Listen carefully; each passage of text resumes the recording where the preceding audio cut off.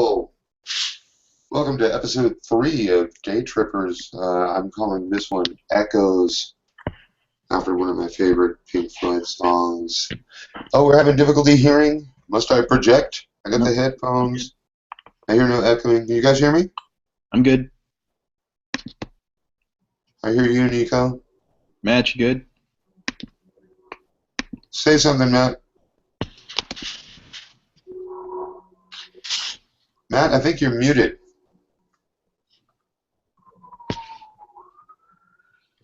No, he's not. I just can't hear a fucking word you're saying. Okay, open your settings. Maybe try turning it off and then turning it back on again. up at the top of the screen here. Can you hear me now? Yeah, there you go. Okay, good. Nice to be here. To be here, nice. To be here, nice. Being here, nice is. Now, being here is a little bit different for both of you guys right now. You're in a different here then. So, really, yeah, we need to catch Cletus up a little bit. Indeed. That's good. I didn't watch Nikos's solo because I wanted to find out in game, as it were. Really? Yeah. Really? That is cool. Well, I do have one question. I'm wondering if you guys bonded, talked, had any conversations on a deep personal level while you were hanging out before and after the slip. I got the impression not. I got the impression that that kind of we landed and divided, but I'm not really sure. Yeah, I really, Frank, especially after that whole thing, is not likely to have been a huge, let's go have a drink, happy. Mm-hmm. Yeah. I mean, Cletus did consider trying to talk to Frank about his spiritual beliefs, but even he had some kind of sense that maybe that wouldn't be a good idea. Gotcha. And Frank? wasn't even sure if his spiritual beliefs were his at that moment, and they weren't. Yeah. But he's had a solo trip since, right? Yes, and I don't know. How much meta are you wanting to reveal at this point? I mean, it's live in the feed, so I mean, I guess the cat's out of the bag. You have not yet met Frank Frass. Oh, interesting. Whom have I met then, Nikos? You've met an echo. Yeah, of Frank Frass that escaped a subjective slip. Okay, that's interesting. Because you could say did I meet his spirit, or was this an echo of the spirit, or how does Frank see it? Do I know how Frank sees it? I don't think Frank yet knows how Frank sees it. Frank has no fucking clue how Frank sees it. Frank's been namshubbed by post-modernity. Yeah. Yeah, and I think we can kind of encapsulate all this meta conversation into. I think we can just. I'm just going to make a leap here because of the type of man that Cletus is. You know, he's observant. He's looking for chinks in people's armor. He's philosophically engaging. He likes this Socratic method and all that. I think that Cletus would have already sensed, if not in particular, in general, that Frank is a person who's kind of uneasy in his own skin, existential angst in this guy. Okay, well, can I say what I thought Cletus thought previously? I thought Frank had come back but left a part of himself behind. I didn't realize that the part of himself that had left behind was the part that had come back. So I had a different polarity in mind. Well, I kind of had that idea, but the part that got left behind was the real Frank. Yeah, the corporeal Frank, as it were, and not the echo. Yeah. Hey, I don't know. Maybe it's a glass half empty, glass half full thing. Well, yeah. Maybe spirit and the flesh are divided, as it were. So at the very least, that might be something that you'd. Okay, that's interesting. Out a little bit. And are we saying this is out of the bag? They know about it on Tracy Island, or is it still Oh, Just no. No. Okay. No one knows about it at all. In fact, as Nikos just said, Frank hasn't actually mentioned any of this to you. Okay. And so everything that we just said in meta is only sort of a rough hunch Gotcha. that Cletus came to all on his own. Okay. Gotcha. So when you get home, Cletus, you find that there's a 3 meg bonus for you. Oh, nice. And so you can note that down. And Helmet has runs off immediately to start video editing. Okay. So he's working on a show that he's decided to call God Wars. God Wars. Okay. God Wars, yeah, because he's going to check out. Who would win in a fist fight between the Buddha and Jesus?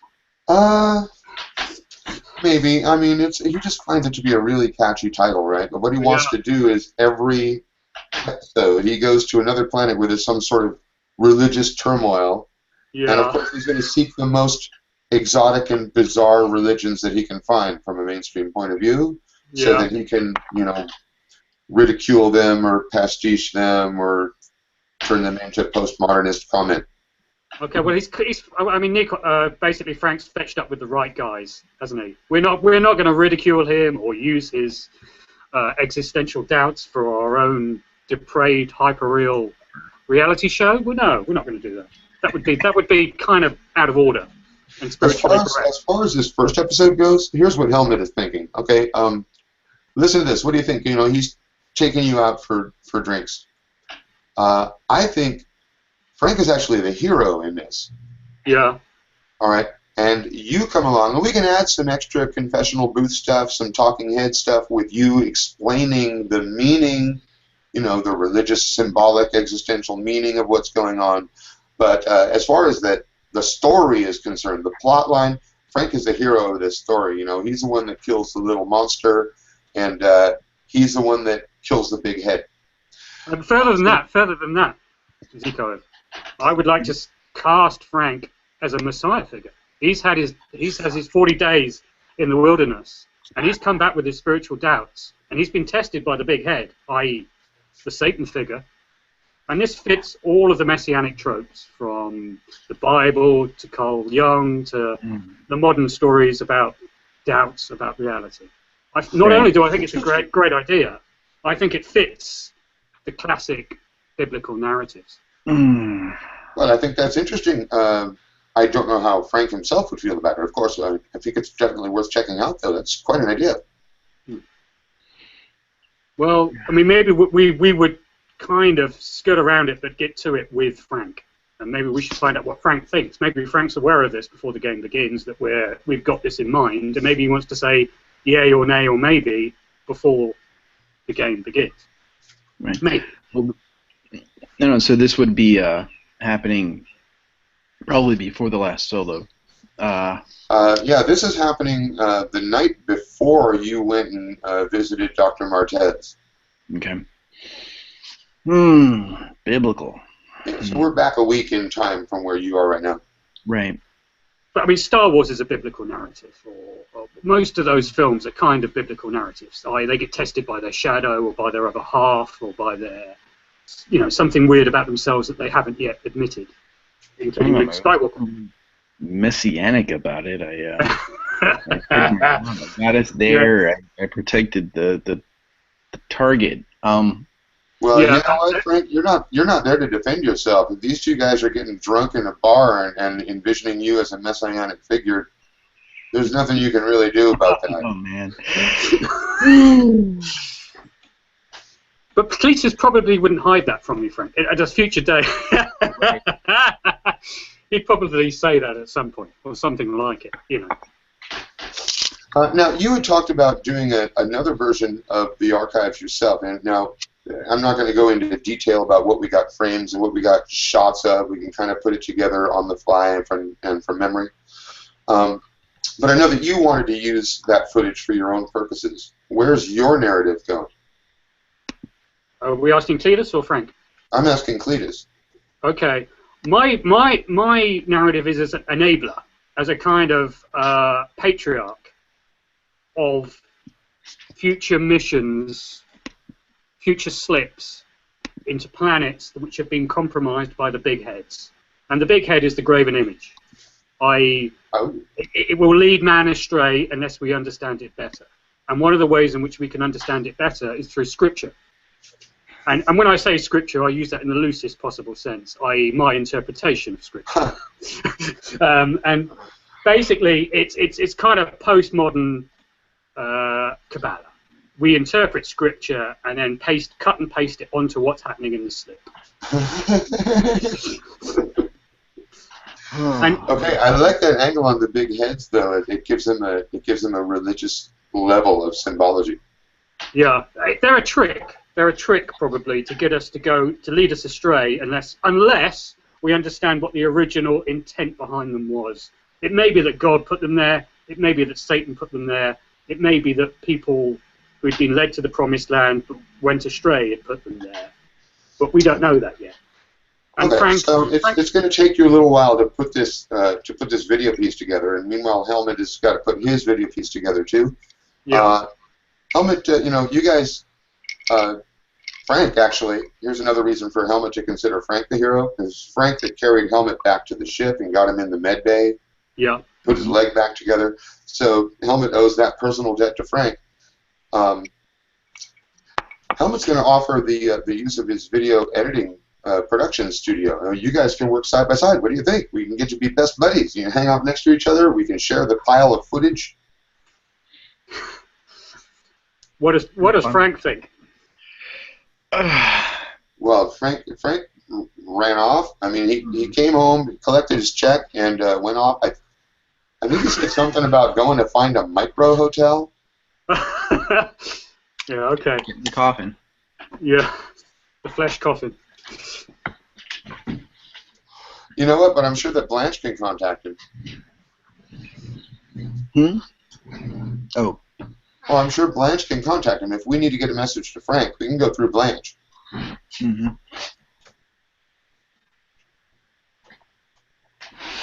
Well, yeah. Let's leave the doors open for Frank and invite him to take any way in that he chooses. So let's use that kind of, on your dice rolls in this game, Todd. Yes and, yes but, no and, no but. Let's give Frank those options of some, in a slightly meta way, and say yes and I'm buying into the whole messianic thing. Yes, but I don't like the whole messianic thing. Can we alter the editorial slightly? No, I don't think this is great editorial, but I've got an idea of my own.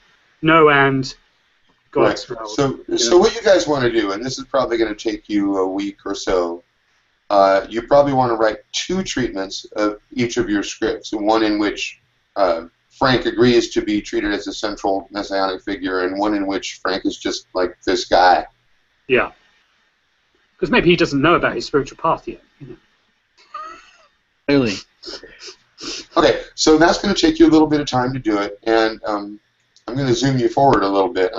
Do you have any specific business to tend to? I mean, I know you've got a divorce going on. Yeah, I'm gonna basically try and play the lawyers off against each other, and if I'm going to be outmaneuvered by the lawyers, which is very likely, I guess, I'm going to say future earnings are dependent on current opportunities, kind of. So I'm fending them off, and I've been fending them off my whole life. I've never held down a marriage, and I've never really held down a job. Right. And so I'm excited about the future, so I'm just sort of fobbing them off with my excitement. All right, yeah, I'll get round to that when I'm finally earning some money. I've got some great opportunities with X Industries. Me and Blanche get on famously. Frank loves me, even though he's completely avoiding me. And it's all great, in my own mind at least. Okay, now when it comes to spending a week of downtime, I don't get the feeling that Cletus is a wallflower, that he deliberately avoids going out or staying out of the spotlight or off the grid. He probably goes out and enjoys social life. Yeah, he has his reinforced shoes. He has George. He has his pastor's what do they call it? Well, he has his pastor's outfit, and yeah, he will go out, but he sees himself as quite busy with Zico's stuff. He's keen to have input into the editorial, so he's doing that during the days, and maybe going out during the night to promote the idea of it a little.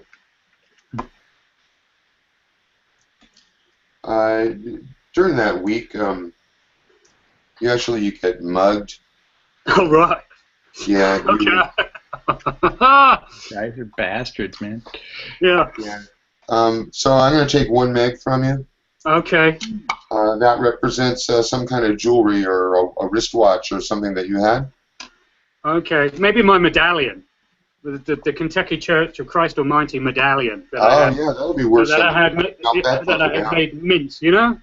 And it's really pretty. It's got snakes on it. It's got pillars on it. It's got the Pharaoh on it being smoked by George. That's, you know. Yeah. What happened was you were strolling around. It's not a great area of town where Helmut has his studio, and you were strolling around in the back alley, having gone out to some local convenience store to get a drink. And as you were pausing in thought, you were approached by these 2 young men who held a taser to your face and searched you up and down for anything valuable. The only thing they could find in the quick few seconds that this transaction occurred in was the medallion, so they just ripped it off your neck and ran with it. These guys were pretty big and obviously drugged up on something, and you just kind of had to let them take it. Okay. I mean, you know, the good book says turn the other cheek, and I'm probably quaking in my reinforced shoes, let's be honest. Yeah. So you feel like this is an opportunity, perhaps, for you to show your virtue and to turn the other cheek? Is that the way you feel about it? That's not the way I feel about it. It's the way I think I should feel about it. Okay, this is good. How do you actually feel about it? How I actually feel about it is that God's let me down a bit. You know, I was following His path, and I was doing the good work. And there's obviously I'm slightly doubtful about the virtue of the actions. Does this mean I'm being punished by God? Does this mean I'm being taught a lesson by God?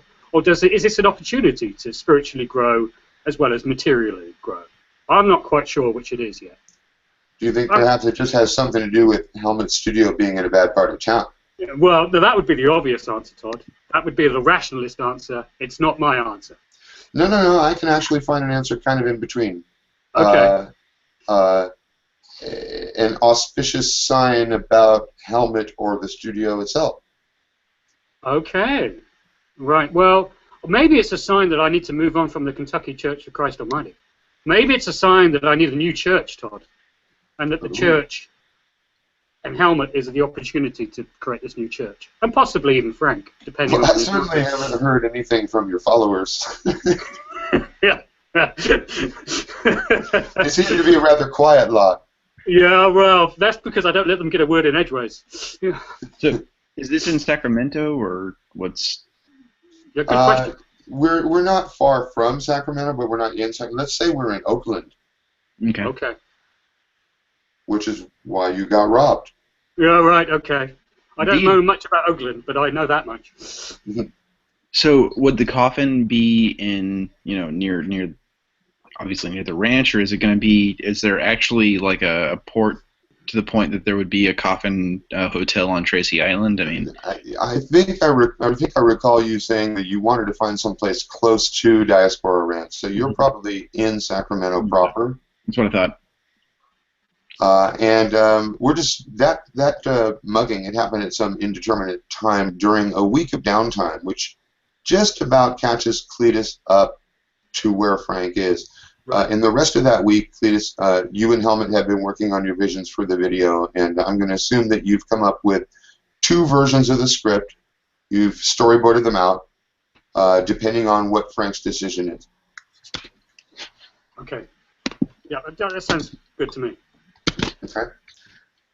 Now, along the way, you and Helmut have had some other conversations. There was the brief trial of Tripto Kalovich. Turns out that he's been found guilty of corporate treason. And because we don't have prisons anymore, what he has is labor rights and licenses removed from him. He's basically demoted socially and professionally, so that he's now cleaning toilets. He actually has to be escorted under guard to the toilets that he cleans, living effectively under house arrest.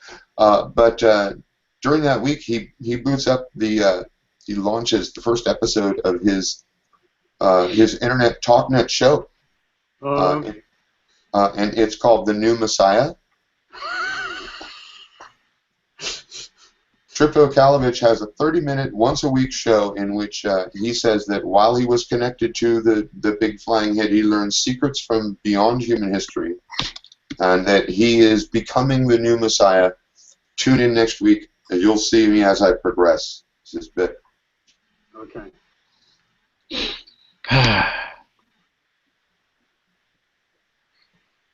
Okay, well, I mean... He's got this big digital alarm bracelet on his ankle that you can see when they do a long shot. Okay. Yeah. But that doesn't keep him from the Kurtz complex. Well, no, indeed. I mean, that you could say that was a subdivision of the Messiah complex, yeah. Right. He has visiting days on Saturday. Yeah. Well, actually, the oxygen of publicity, Todd, works both ways. In other words, this is a contribution to our discourse, if we frame it correctly. But really, we need to know what Frank's answer to the editorial is before we calibrate our own answer to what Tripto has said.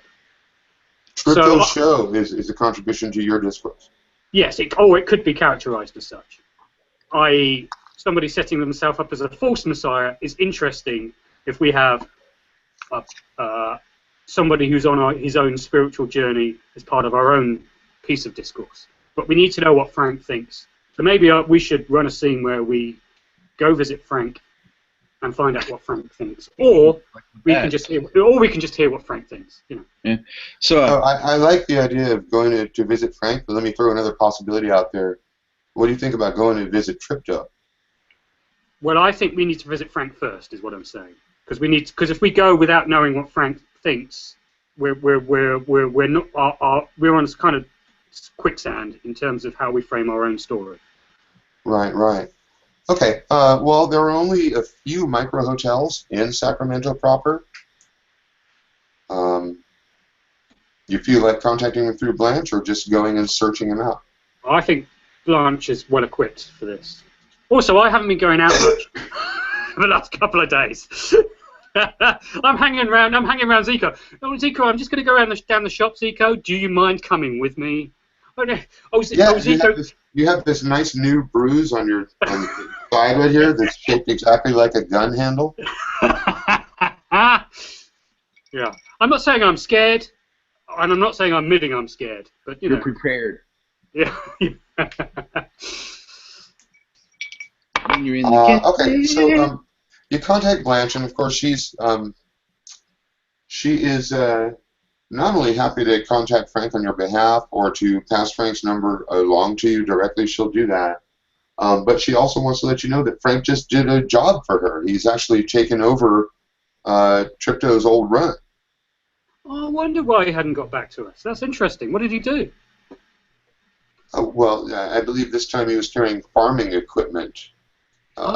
Big plastic bins and seeds of some kind.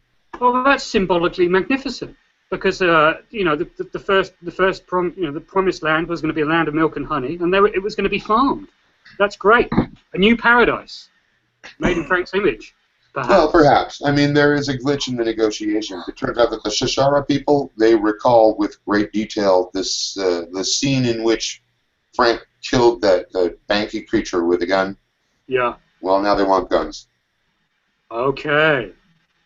Interesting. Now, this might not be such. I mean, we could see that as far as like defending themselves against these terrible creatures, one might consider the firearm to be useful. But we also must remember that this is the tribe that rose up in war against the other tribe.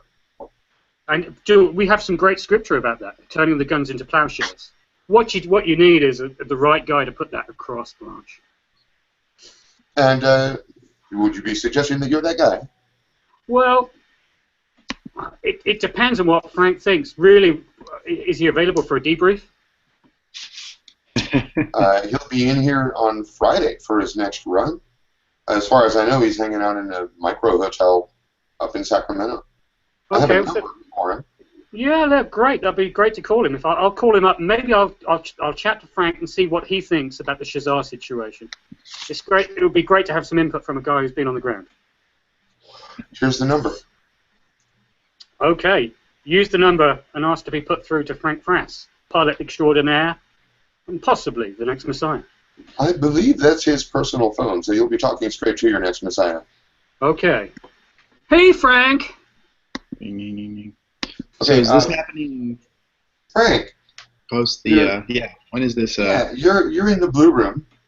That's what I thought. You have stood up and looked around. You're naked. Mm-hmm. There's 4 other Frank As God Frasses intended. in various tanks.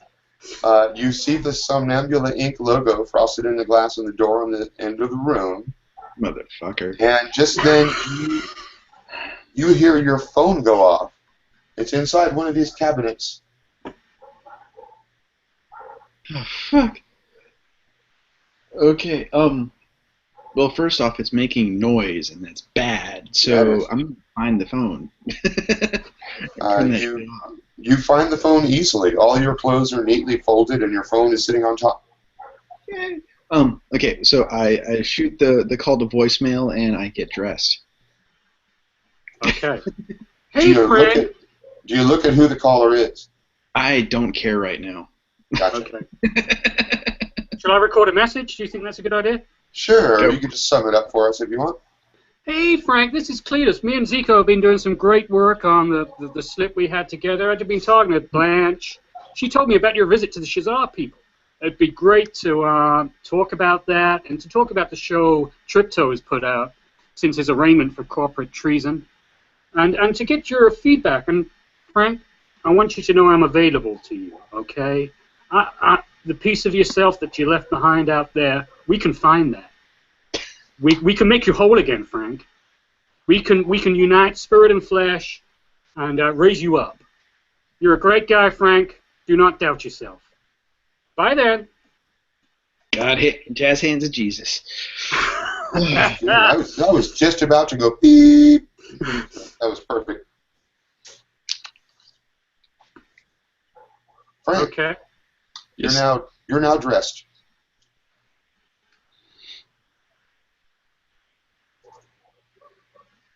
Okay. I'm gonna see if there's anywhere out of this room besides the front door I'm looking at. 'Cause I really have a feeling I'm not supposed to be out of that tank. There are 2 doors out of this room, one on either end. And looking through the glass, although it's kind of semi-pebble frosted, you can see that you appear to be surrounded by a circular structure, a hallway. This room is a rectangle that sits in the center of that.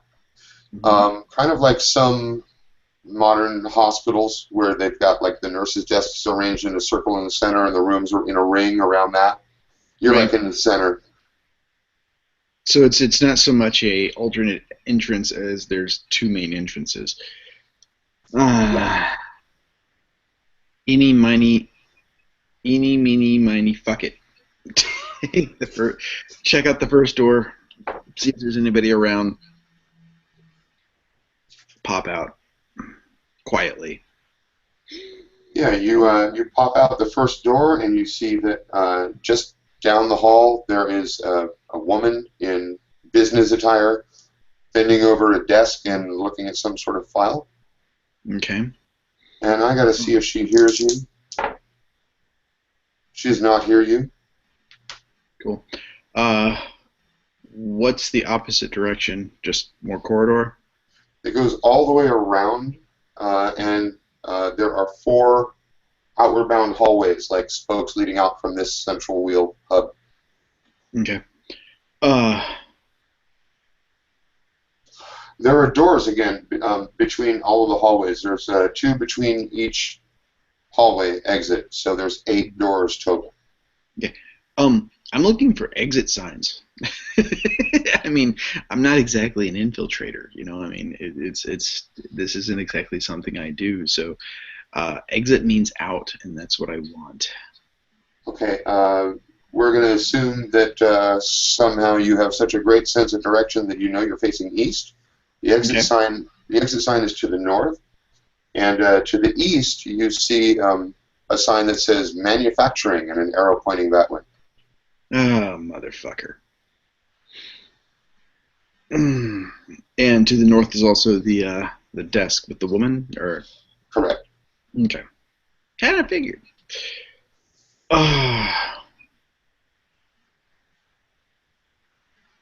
If I'm not supposed to be out of that tank, walking past her is probably not the best idea.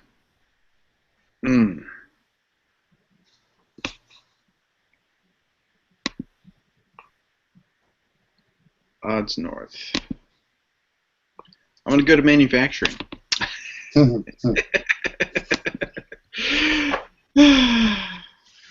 Okay, you find yourself in a large square warehouse-looking area that's an extension of the other building. It actually looks like this is the original part of the building, and the round part was added on later. In this building, you've got a manufacturing floor where it looks like over on the left side there are clean rooms for circuitry to be created, and in the center you've got assembly tables, and on the right there's a big door that leads out to what you assume is a loading dock. Small door on the side of the big door, human size. There's nobody in here. There are some robots that are moving up and down the rows and arranging things. Gotcha. Kind of look like dumb bots for the most part. They're dumb warehouse bots. They're just they're stacking a whole bunch of shit that just came in from a truck. Okay. I'm gonna head to the small door. Yeah. And kind of creak it open and see what I see outside. Outside you see that it is late afternoon. The sun will be going down in about 30 to 60 minutes. You are on the north end in the hills above a suburb you are actually in Southern California right now. So I'm going to say San Clemente. No, I'm not. I'm going to say San Dimas because that's where Bill and Ted come from. San Dimas High! Yeah. Okay, so you're in a suburb of San Dimas. You're looking down on the beautiful San Dimas, and you can see the water park from where you are. This is a big corporate park kind of structure. It's very modern and surrounded by a lovely forest. Cool. I'm gonna take off across the along the perimeter, and try to make my way to the forest and get the friggity frack out of here. Okay. As you do that, you hear an alarm sounding inside the building. I make my way quickly to the forest. Friggity frack out of here.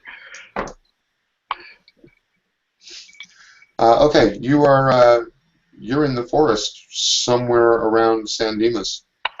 There's a big freeway just to the north of you. Okay. And there's a whole suburb surrounding you. Okay. I'm gonna keep heading in one direction.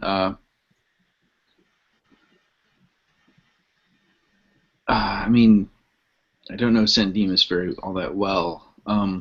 But shit, if I've got my phone, I pull up my map and just see for, plug in, see where the my hotel, where my coffin is. Oh, yeah, you're about 150 miles away from your coffin. Nice. Okay, so I'm gonna find out where the nearest. You got to get on a rail bus. Get to the nearest rail port. Yeah, that's actually not hard to find because the freeway is running right toward the center of town, and there you see a gigantic shopping mall, and you can assume that that's where, somewhere around there, you'll find all the transit stations. And you do. It might take you an hour or two, but you'll find it. Yeah, I head up there. So you are on your way back up to Sacramento, and while you're doing that, I'm going to imagine you have time to check your phone messages. Yes. And here, oh, motherfucker.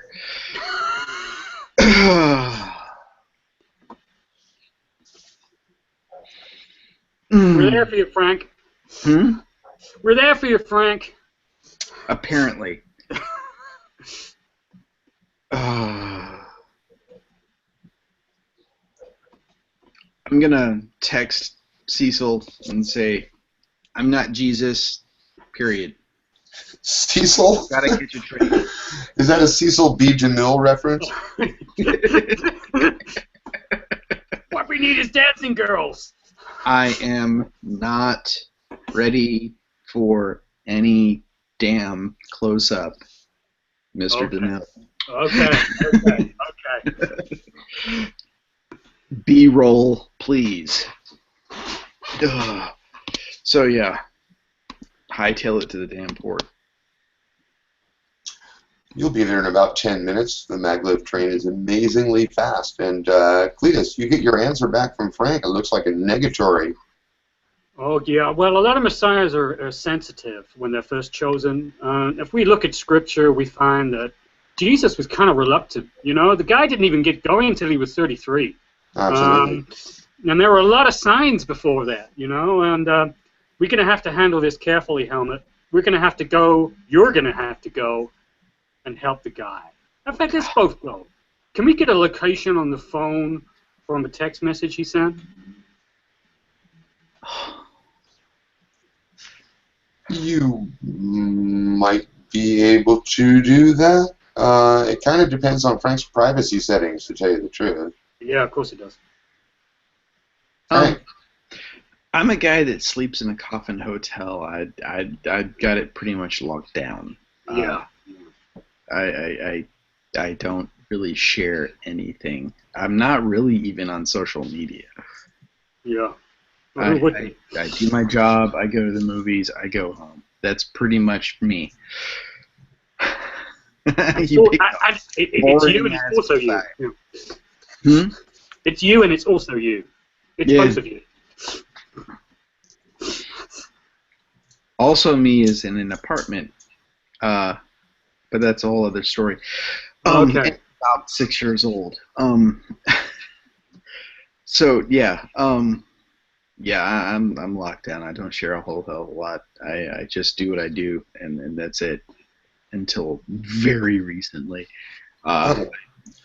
So Frank, Cletus, I'm going to leave you and Helmet having that conversation and trying to decide, oh shit, you know, we're going to have to go with this version of the script. Yeah. Frank, you make it back to your micro hotel. You find that the door has been jimmied open and all your shit has been gone through. The rented tape deck is gone. Dream deck, I mean. Yeah, which means all that, yeah, that's all gone. So there's no point in telling anybody about this, because the closest thing I have to proof is gone.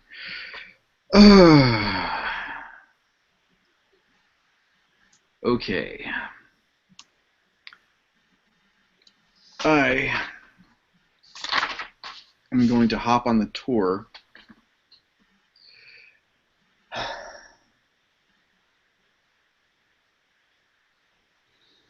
And I'm going to call Darnell.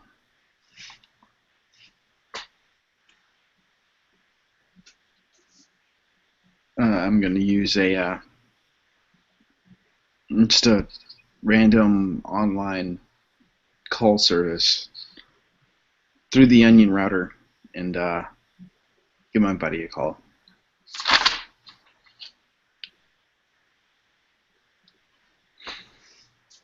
Hang on just a moment. I need you to step into Darnell.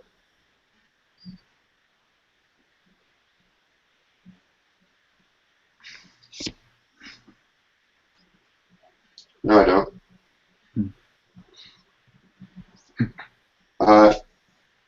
There's no answer at the number that you call.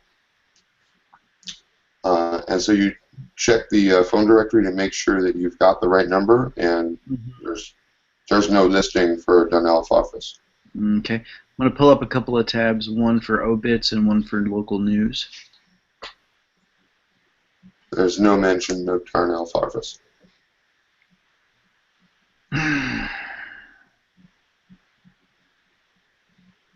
What day is it? Like, I straight up check my phone and see what day it is because I have no idea.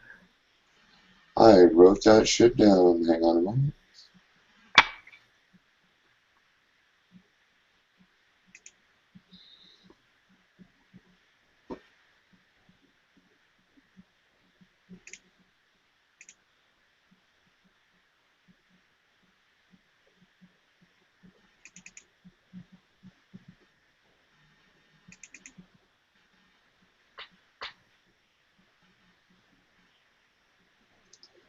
All right, you first got the micro hotel on a Tuesday. You did your first run to Kabakamaru on not your first solo run on Friday. Hung out with Donnell on Saturday. Rented a Dream Deck. After that, back to the bar. You slip out on Tuesday, which means it's Wednesday. Okay. And you have another slip going out in 2 days. 2 days. Yeah. I'm gonna hit the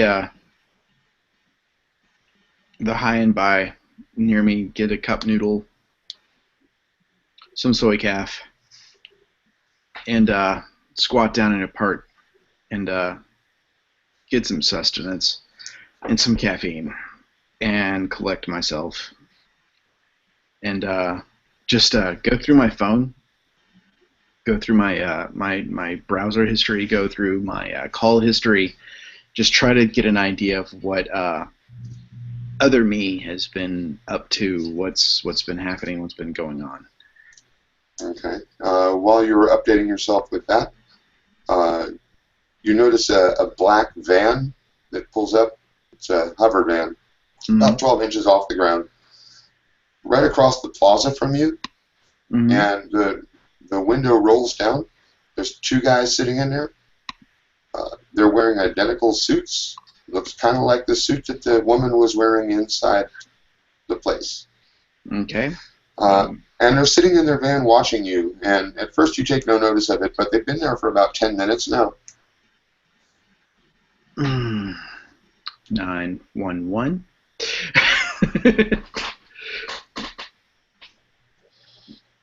Okay. You reach the 911 operator. What are you going to tell them? There is a. I'm at.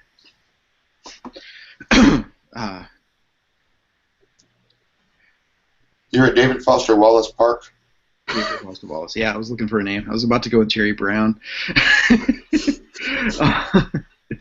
I'm at David Foster Wallace Park on the north bench near the marble fountain, and there is a van across the way, and describe the van with a pair of gentlemen from looks like in Somnambula Inc.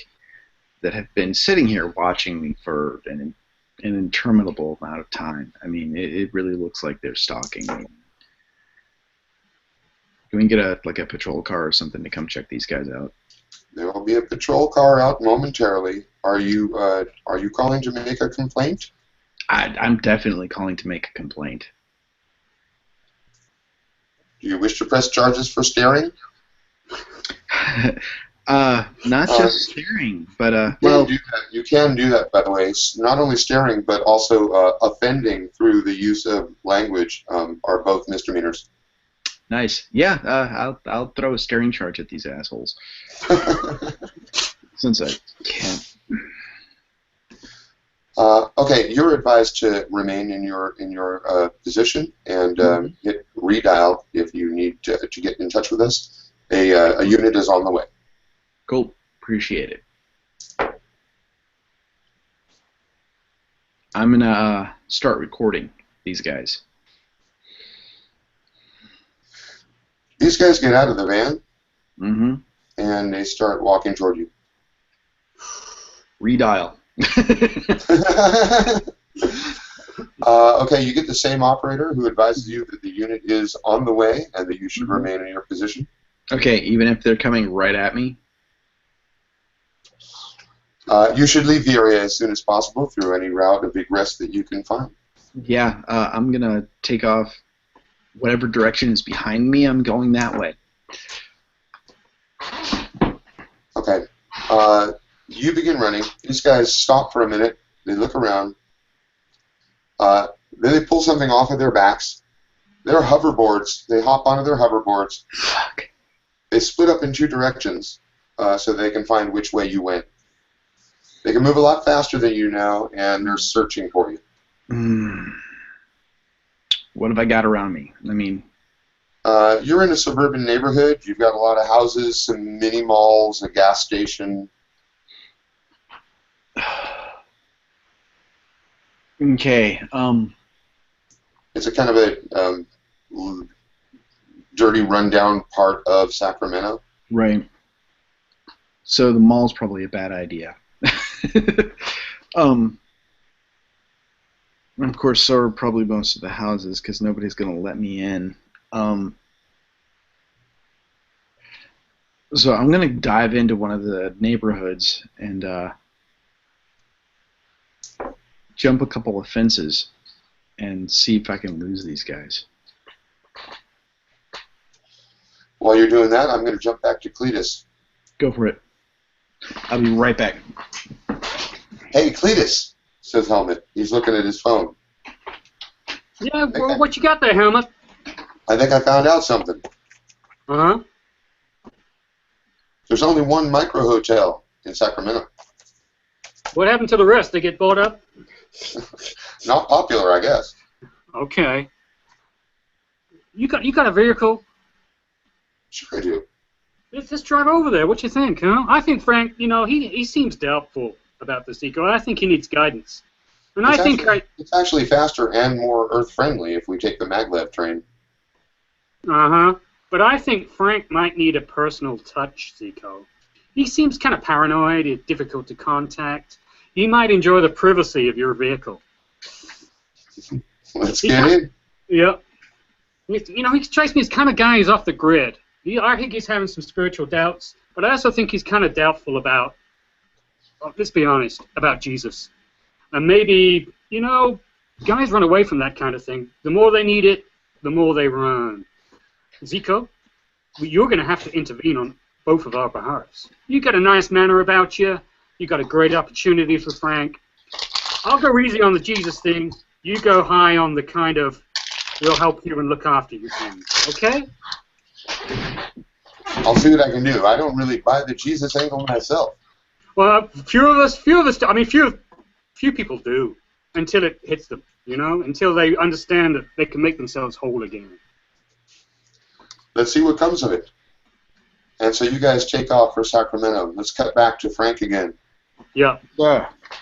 Okay, Frank, you found yourself a place to hide. You're in a parking structure. You've seen one of these guys go winging past you a little while ago. It looks like you've eluded them for now. Mm-hmm. What's your next move? But I clearly can't go home. So...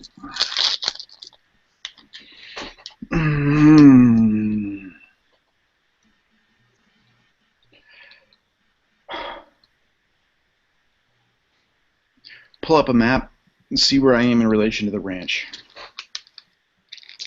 You are about 2 miles southwest of Diaspora Ranch. Okay. I'm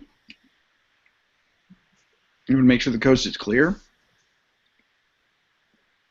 and head as fast as I can, on foot at least, toward the ranch. I'm going to call this a grace roll. It's our first player roll of the evening. Cool. Go, Frank. And I got nothing though. Got a 6. Whoa. Because I was just looking at the difficulty, but I don't need you. If you got a 6, you are out of there. In fact, you get a yes and you tell me what happens next.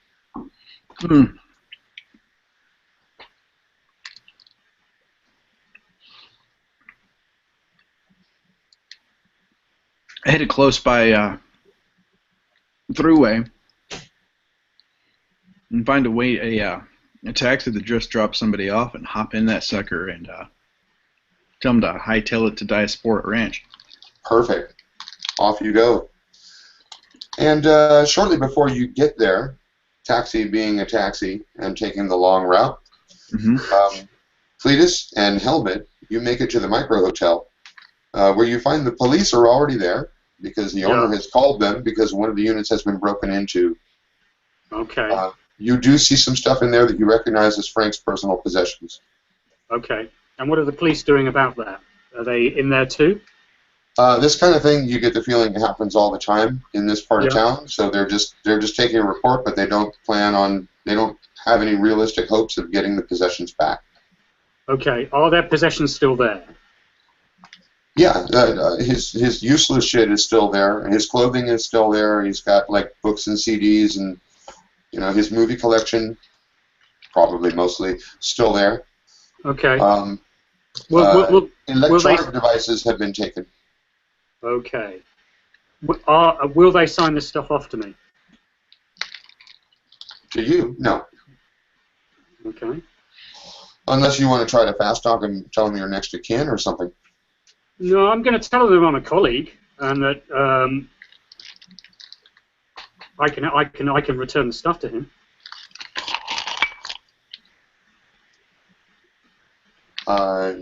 Yeah, they're not going to do that. Okay. Not without a dice roll of some kind. Okay, I'm gonna I'm gonna keep them talking while encouraging Helmet to go in with a hidden camera and film the devastation wreaked on Frank's quarters. Because the Romans are coming after Frank, right? They've come into the Garden of Gethsemane and they're oppressing the guy. This serves our narrative quite well, and I'm going to get Helmet to go in their reality show style and say Frank's being chased by dark forces. There are dark forces at work here. Right. Okay. So these are the tribulations of the martyr.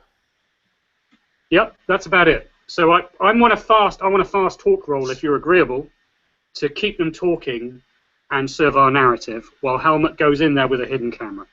Sure. Just to keep them talking? Yes. You need to beat 3. That's a charm roll. Do you have fast talk skill? I do, yes. You may add that. It's about the only roll I'm good at, so I'm quite happy about this. Here we go. Holy moly. Did I see 6655? You can see that. So it's 2 6s and 2 5s. Wow. That is a yes and you succeed so well, you get to tell me these are not the droids you're looking for. You get to tell me what happens next. Okay, I'm going to get I want to get the police to agree to go on camera and say that there were 2 shady characters, a report of 2 shady characters coming after Frank. Wait a minute. How do you know that?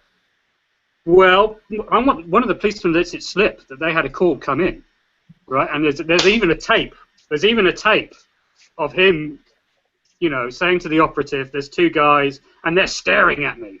Okay, one of them nudges the other one, and he says, "That seems to match the description that we got from that 911."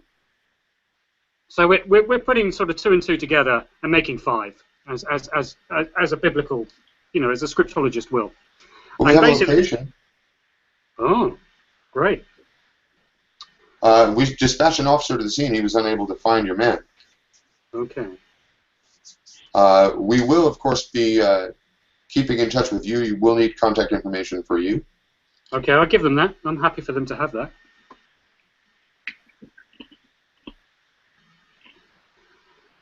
After this encounter's finished, I'm going to call Blanche. Good call. What's up, Cletus? Hey, Blanche. Frank's in some trouble. Some guys have been staring at him. They've been hunting him down. And I want you to maybe look into his location, because he's had to leave his hotel in a hurry. I'm helping out with, and it doesn't look good. And I think maybe we should be looking after him a bit. He's a great pilot. I understand he's done 2 great jobs for you already. I was wondering if you could help us out a little. If you're straight with me, Cletus, I'll help you out. I can send muscle. What do you need? We don't need muscle. We need a whereabouts on Frank, and he's being looked after. Okay, maybe bring him into Tracy Island or some such. He feels safe there. All I have is a phone number for Frank, but I'll do what I can. In the meanwhile, have you checked his micro hotel?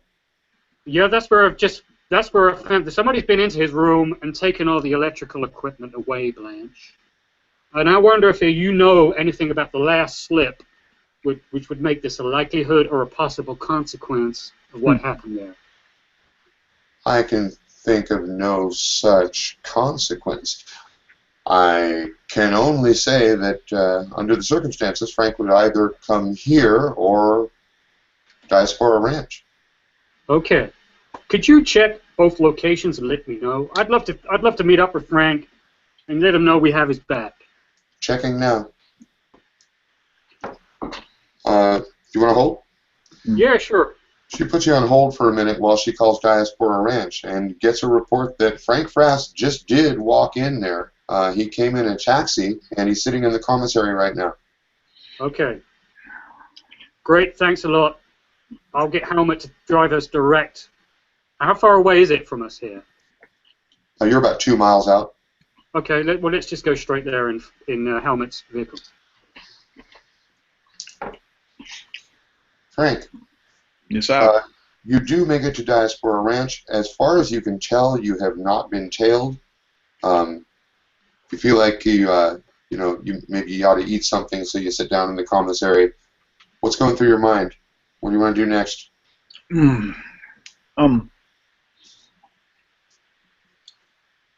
It would be really awesome to not be here if those assholes. And by not here, I mean at all. Ooh. So I'm on the board right now, seeing if there's anything, seeing what there is option-wise. Okay, you're a little bit rattled right now, so I'm going to make this a brains roll. You only have to beat 2. Okay. And I mean, I'm like passenger flight, whatever. I need to get off Earth for a minute. 6. That MX-1 named Buck. Buck the slip ship. It's not in Bay 2.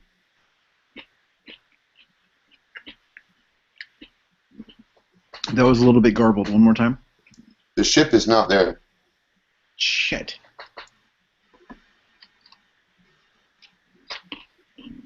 The scimitar or the box? The box. Buck. The scimitar you didn't expect to see. Yeah. You cast your brain back a little bit and you realize that at the end of that last slip, you got into the ship with Donnell. Now, I'm going to meta a little bit because from the point of view of Frank number 1, you got into the car. From your point of view, you and Donnell both got into the ship, leaving the little boy standing in the street and Cordova bleeding. And you began the slip home. Now, it's the last thing you remember, and then you woke up in the blue tank. Blue tank. Not at Tracy Island. So the question is, what happened to Donnell? Right.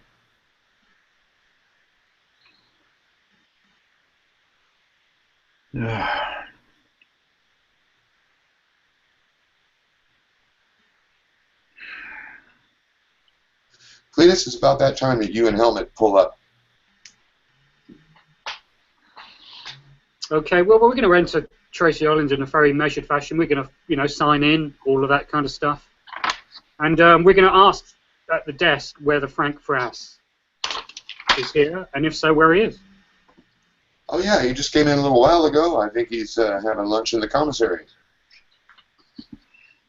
Great. I'm going to call Blanche from the desk, let her know that Frank's here, and ask her if she's got a job for us. because he's going to feel a lot more stable. He's good when he's doing his job. When he's on his own that the existential crisis hits. And he needs to be engaged in, well, let's be honest, holy tasks.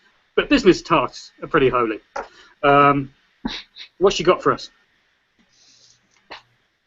I'm not sure I have anything that's up your line, Cletus, to tell you the truth. I mean, I'll look around and I'll jiggle the grapevine a little bit.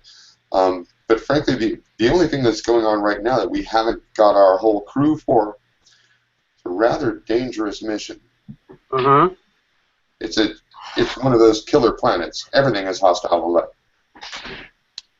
Right. And are you short a pilot? Or are you short a... It sounds like it'd be kind of action fueled, you know? Maybe we get some great footage. Well, there are no sentient beings. Uh-huh. Right. And who's already on the trip? We have no one on the trip. This is the only trip I have that we haven't moved on yet. I just heard about it this morning. We have a new set of coordinates that was brought in from a renegade pirate. He used to work for us on a regular basis, now he's gone freelance.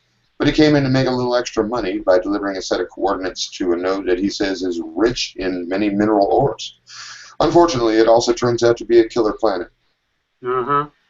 Killer planet, that's kind of a loaded term, don't you think, Blanche? Killer planet is a difficult sell, even to a guy as brave as Frank, you know? It's just a slang term. I don't make them up. Yeah, huh? Killer app, I can deal with killer app, okay? Killer planet, that's kind of planetary in size, you know? Is this hell? Is this a... Because, you know, even a brave man doesn't want to go to hell, you know? You can come into the office and I'll show you the videotapes we got from a drone. Have you seen Pitch Black? See, Cletus? Okay, well, I'm going to go... Are you guys within the same room now? Or well, I'm about to go into the waiting area in which I believe Frank is. So... Okay, Blanche promises she'll check the grapevine and she'll see what she can find. It sounds like you want to be somewhere else for a little while. Mm-hmm. And I'm right now I'm looking at the registry, finding out where Buck was last checked out. Buck was last checked out to you. Of course he was.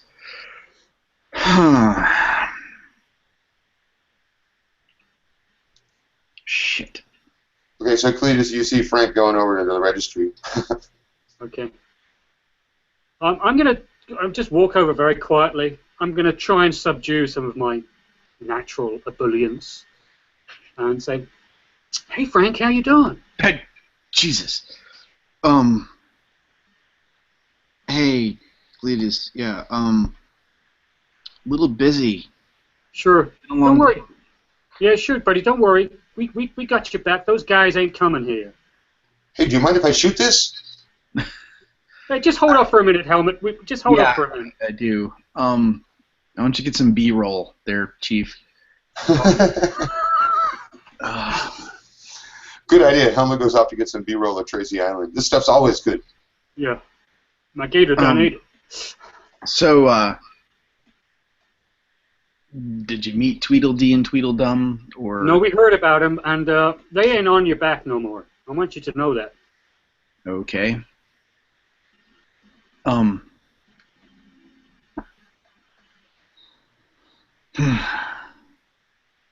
So nothing on Buck. Nothing on Darnell. Yeah, I really can't do a whole lot of chit chat or confession tape, the confession booth, or any. Okay, just forget about all that, Frank. There's some seriously heavy shit going on right now. Okay, well, let's just say no shots, no film, no movie right now, just editorial. Okay, what's going on with you, Frank? People are after you. You know, we had a bonding experience out there. I know we don't see eye to eye on spiritual matters. That's all. That's cool. We just forget about that. Do you need some help or not, Frank? Because I can help you. Let's just say I have inadvertently run afoul of a corporate entity and have in the meantime lost my best friend and a slip box. Okay, heavy. That's some heavy shit right there. Yeah. Yeah. What we need to do then is find out who the culprit entity is and what happened to your friend. Somnambula right? Inc. Well, no, I know who it is. I just need to find out where Darnell is. Okay. Somnambula Inc. They are a sleep specialist, deep sleep specialist or something. Yeah, you remember hearing about Somnambula Inc. They're touted by the Motley Fool as a key investment opportunity right now. They build those dream decks that tape record your dreams so that you can replay them later. Okay. They have this musical sort of lyrical jingle that goes "Dream it all again," and then it sort of loops on itself. So you hear again, again, again, again. Okay. Yeah, we remember it for you ad infinitum. Feel good. Yeah. So. Are you concerned about the basis of your personal reality right now, Frank? I'm good. Okay. What we need to find is Buck, which, I mean, we find where Buck slipped to, we find Buck. Buck is a drop box. He doesn't go anywhere except slip. I'm out for 1 minute. You guys figure this out. Okay. So, I mean, Buck is a ship that you used on your previous slip. Is that right? Right. Subjective slip.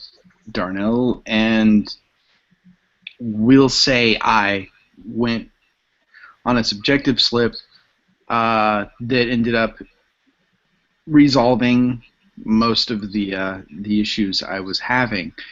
What do you mean with the question the big head asked you first time out? You know, what do you really believe and all that kind of stuff? Well, I believe in what I can see. And you can't see Buck, so you're wondering whether you should believe in Buck because you can't see Buck. Is that right? Right. Well, Buck is out there. I mean, I've not quite that solipsistic. Okay. Well, here's a suggestion for you, Frank. Well, there is this. It has been just under 24 hours. Right. We need the coordinates to where you went with Buck. Let's go back and figure out what happened. How's that for you? Fuck it. I'm gonna call Blanche and report a missing DayTripper and ship. Because I mean, I got a way of getting anywhere right now. Frank, are you okay? I've been better. There were two people here today inquiring about you. They just left. We gave them the bum's rush. But I got a call earlier from Cletus, and I think this may have been the same too. Yeah, Somnambula Blues. Yes, what have you been doing with Somnambula Inc.? It's more what has Somnambula Inc. been doing with me. I made my way out of their facility today. I have no idea how I got in. And in the meantime, both Darnell and Buck are missing. Fuck.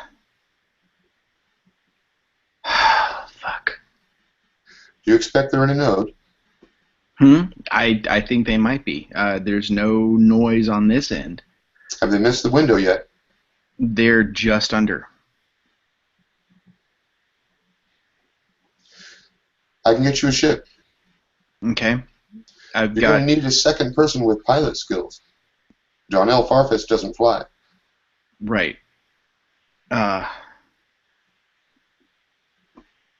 Cletus, I mean, you don't fly, do you? I'm assuming. Helmet, do you fly? Not a slip ship, brother. This means we can hire a guy, right? Yeah, you might be able to hire a guy. It'll cost you a meg. Okay. Well, we're going to have to chalk that up to expenses. I've got 2 meg on this, Frank. I've got your back, okay? We can hire a guy, and I'm prepared to pay for that if you're prepared for me to get footage for my show. Whatever. We just got to get this guy back. We've got no time. Okay, switch the camera on, Helmet. Be discreet. Okay, you can actually see from where you are across the commissary. There's a pilot that Frank, you've met this guy before. You've never done any missions with him, but he seems like a straight up guy. His name is Chuck. Chuck Dano is his name, and he's looking at the big board right now. It looks like he's seeking a job. Hey, Chuck, no need for that shit, man. We got something for you. Chuck's a little bit jumpy. Hey, what? Oh, you, Frank. Huh. I haven't been sleeping too good lately. Yeah. Want to jump to subjective? I'll take any jump that's going. What's the pay? Cletus? He's talking really fast, and he seems a little nervous. Talking head over here's got the money. Yeah, hey, Chuck. What are you so jumpy about? You just come back? You the client here? Oh, yeah, I just want to know what you need. Give me the coordinates, and we'll be good. I don't need to know nothing about what you're doing. I don't need to know your business. I just want to get the job done and get paid. You understand?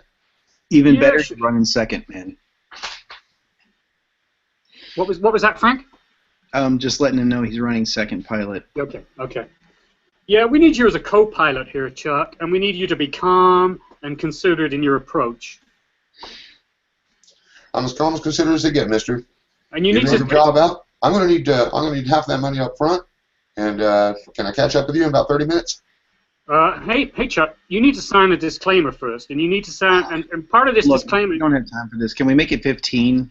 Man, he's sweeping. This is Darnell. He's we're pretty sure he's at a node. He's just under the 24.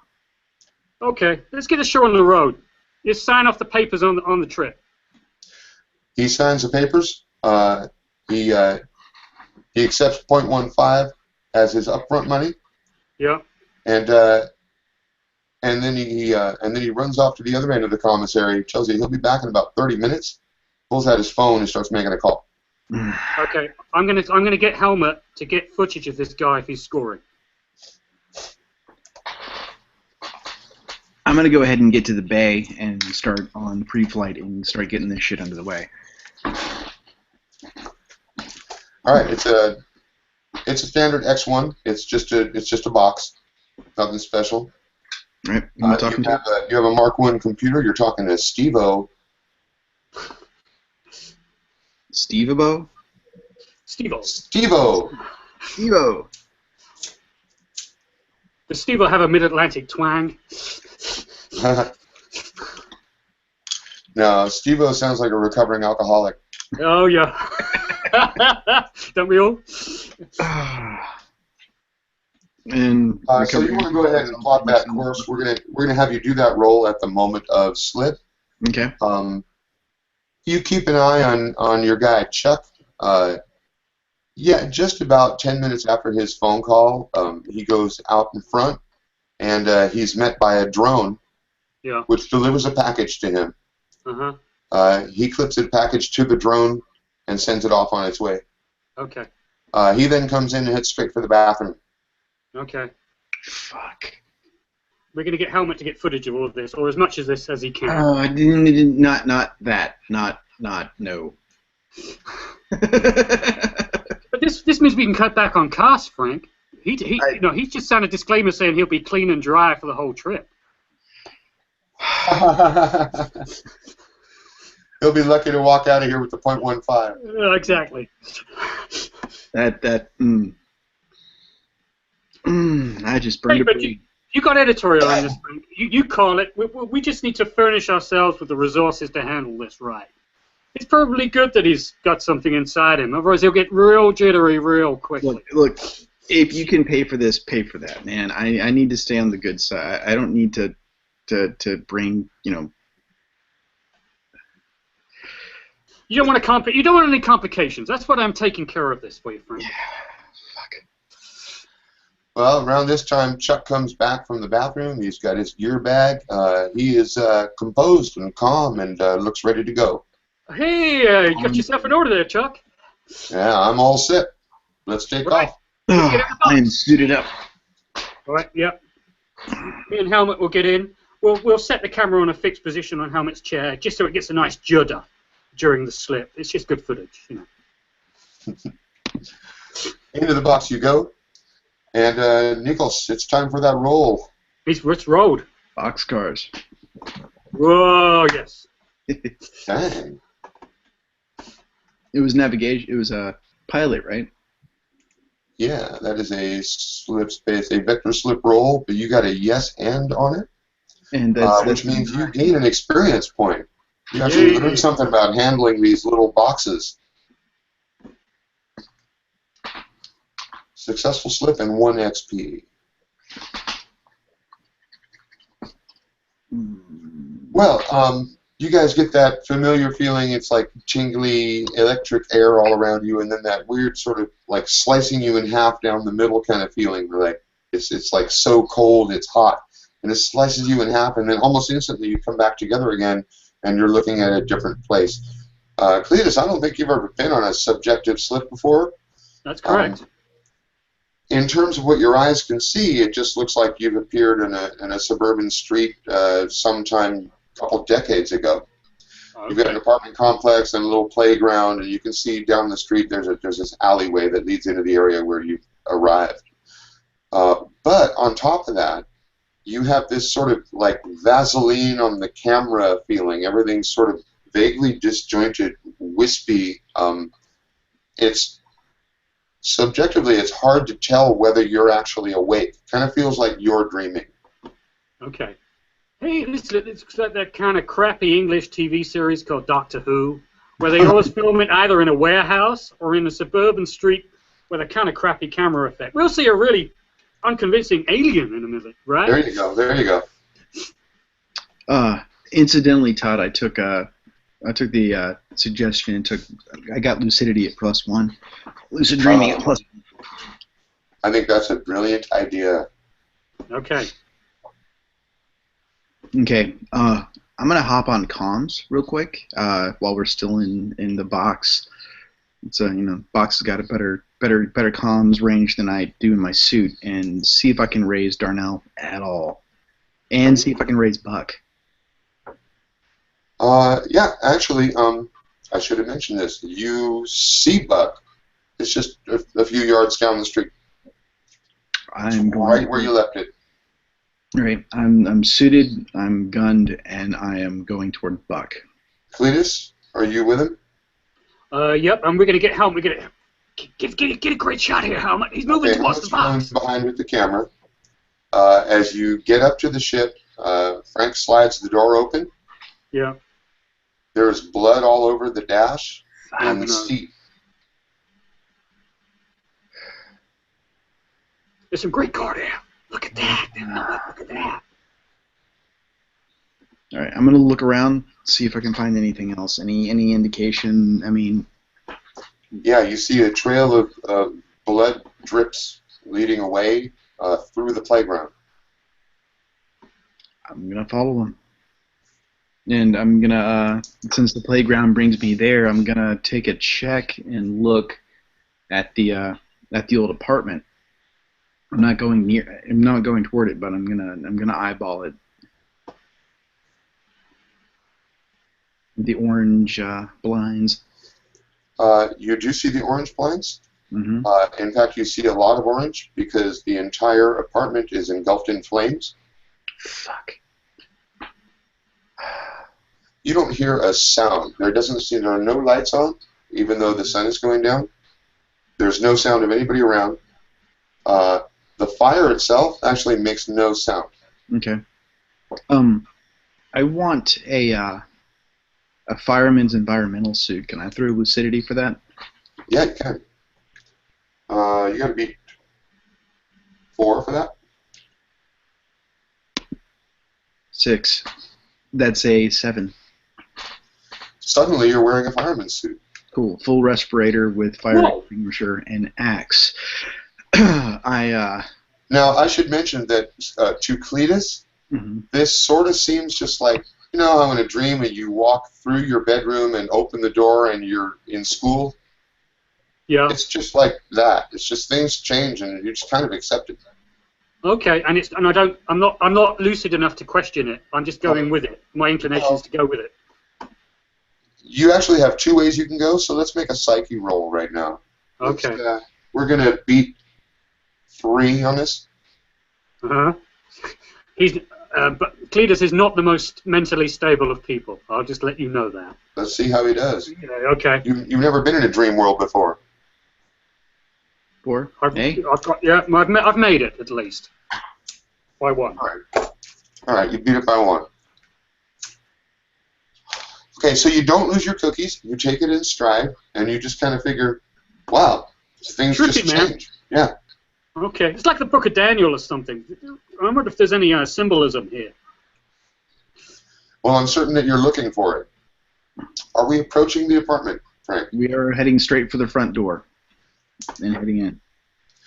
As you approach the apartment, you hear screams of pain and fear coming from what seems to be your bedroom, and it sounds like Donnell. I'm heading up. You have to walk through the flames to do this. Helmet is filming the entire fucking thing. This looks awesome. Cletus, what are you doing? I'm checking the sound, and I'm following up the stairs, and I'm looking behind us to see if there's anything behind us. Are you walking through the flame? Well, Well, good question. I'd probably be stupid enough to get close to the flame because I don't really think any of it's real. So yes, is the short answer. All right, I'm going to need that psyche roll again. You're trying to beat 4 now. Okay. No. I'm getting a bit freaked out by the flames.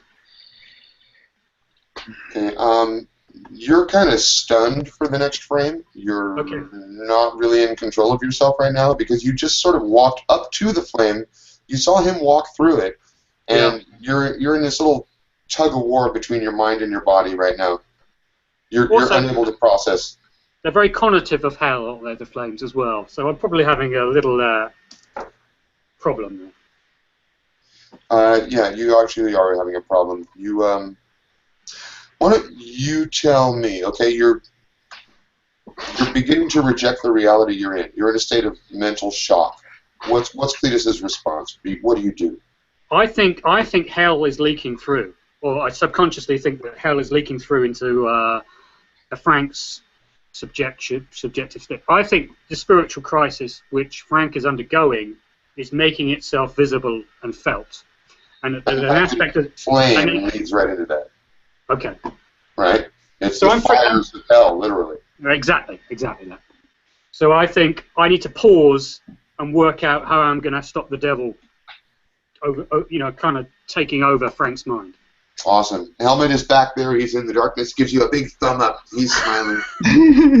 This looks really good. Okay, Frank, you go in. You go upstairs. You find that Donnell is tied to your bed. 6-year-old Frank is stabbing him over and over again, kind of randomly, and just listening to him scream. As you enter the room, 6-year-old Frank looks up and smiles at you, and he says, "I knew you'd come for your friend." Oh, kinky and spooky. Donnell screams out when he sees you, "Frank, help me!" I'm gonna blow me away. You're raw. Talk about shooting yourself in the foot or the head. What's my grace target? Bang bang. I have no cover and I'm not defending. It's just roll as high as you can. I'm a DL1. Boom. Wow. I blow my fucking head off. Headshot. Okay, that's just a straight 6, right? All right. I'm going to give you an experience point on this. You hit yourself in the torso, for the left side of the torso, and you knock 6-year-old you back against the wall. Donnell's still screaming in pain. 6-year-old you is still smiling. He ain't dead yet, and he pulls out a gun exactly like yours. The next round, you'll be exchanging fire with each other, and meanwhile, Donnell is still screaming for help. I mean, it's an M1A, so I mean that thing's as big as he is. I'm going to crap. Gonna have to fire again. All right, gonna have to both fire at the same time here.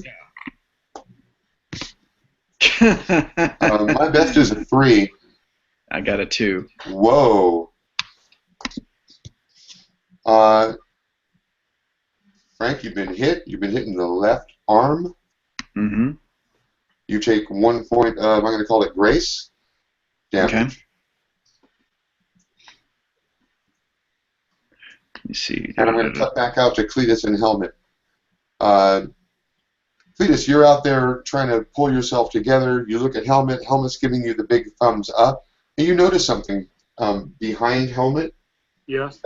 Back down across the playground where the alley is, you see that there's a black sedan with its headlights on that wasn't there before. Okay. I'm going to point over Helmet's head and say, "Get a shot of that, Helmet." Helmet spins the camera around just as both doors of the sedan open and 2 men step out. It's a little far away to see them right now, but they are 2 male figures, and they're coming toward you. Okay. Back up, Helmet. Come with me. And I'm going to go up the stairs towards the bedroom. You are going through the flame. I'm going to assume that you keep it together this time. Okay. And Helmet is going to have to make a similar roll. Helmet actually goes straight with you. He has no problem at all. Yeah. The whole world occurs in his camera. I am a camera. He gets this. It's like, okay, it's all relative. We're in someone else's dream, so just roll with it. And he just rolls. Trippy, man. Trippy. Gonzo. It's Gonzo. He's up the stairs with you. Let's cut back to the room. Okay, both of you have been hit. Darnell is still screaming. From inside, by the way, there's no fire at all. Right. I'm gonna turn on my energy shielding and start trying to cut Darnell out of that. Young Yu turns and leaps out the window. Right? Then I'm using the axe and chopping Darnell out of there. All right. Cletus, you and Helmet get upstairs. You find that Frank has just freed Darnell from the bed. Is he still seated? Darnell is bleeding badly. He's been used as a torture toy for a day. Gotcha. Can I just ask? I didn't see the kid, right? I got there too late to see the kid. No, you were inside coming up the stairs when the kid went out the window. Gotcha.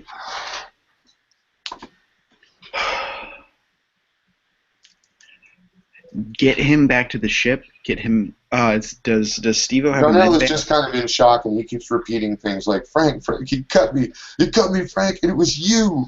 He was you, young you. Frank, I'm sorry I did it. I'm sorry I did it. I shouldn't have set you up. Hey, Frank, there's 2 guys in a black sedan downstairs. We'll talk later. Get him. Does Steve-O have a med bay?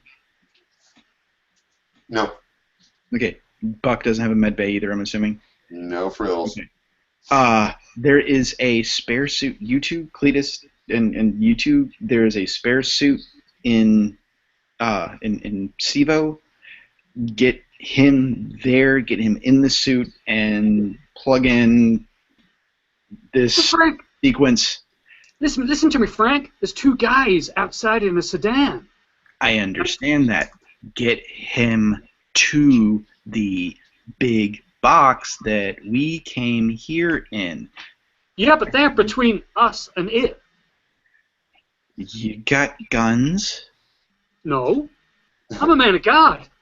At that moment, you hear a voice from the street. It's your voice, Frank. Mm-hmm. And it says, "Come on out, Frank. Fuck this. I want a rocket for you." I want a rocket launcher.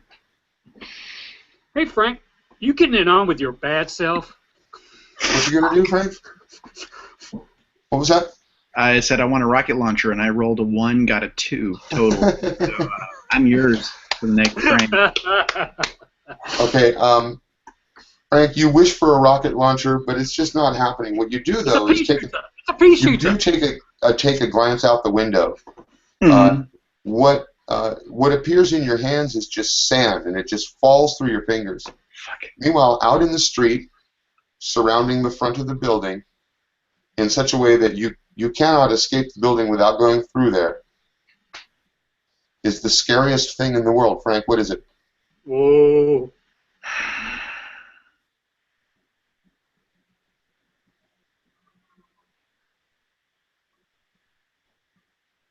Damn. uh,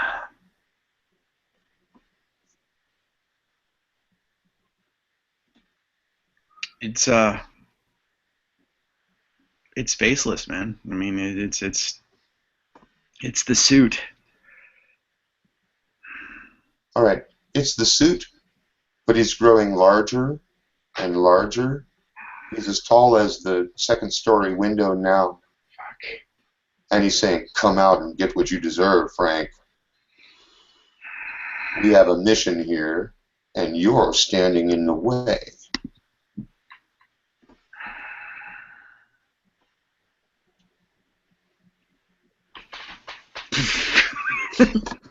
Cletus, you also see this. Okay, and when you say it's a suit, what is the suit? It's a man with no face in a black suit. Okay. And did I see the kid on the street? Down around the feet of the man in the black suit, you see the two men who look like Frank and the little Frank. Okay. And faceless is not so much doesn't have a face as you can never really get a fix on his face. You cannot for the life of you describe what it looks like. You know he's smiling. Okay. But that's the best you can do. Okay. And when you say he's smiling, it's not in a good way, I guess. No, it's an evil, luminously large, toothy grin. Okay. We know this guy. We heard about this guy. He's the shadow and the adversary. I would say that's exactly who Cletus thinks he is. Yeah. And he's getting taller and taller. He's like 50 feet tall now. Jesus. Anybody have any ideas that you want to do real fast? Motherfucker.